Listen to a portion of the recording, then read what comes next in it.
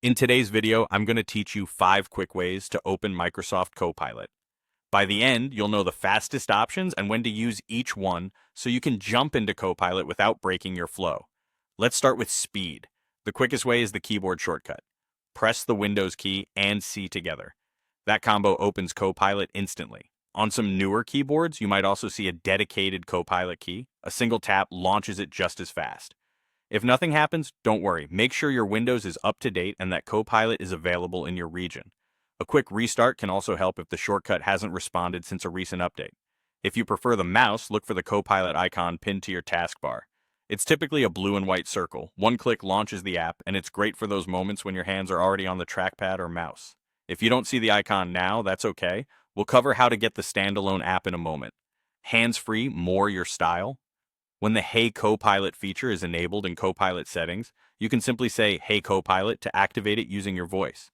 This is especially helpful when you're multitasking or your keyboard isn't within reach.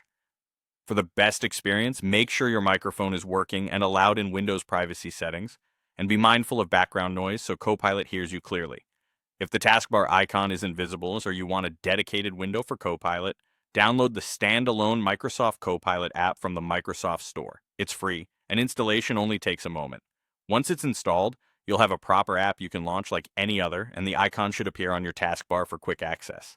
Keeping the app updated through the store ensures you get the latest features and stability improvements. Finally, you can use Copilot right in your web browser. Open any modern browser and go to copilot.microsoft.com. This is perfect if you're on a shared computer, a work machine where you can't install apps, or you just prefer the browser experience. Consider bookmarking the page or setting it as a startup tab to save time. That's it, 5 reliable ways to open Copilot quickly. Choose the method that fits your workflow. And don't hesitate to mix and match depending on what you're doing. With these options, Copilot is always just a click, a key press, or a voice command away.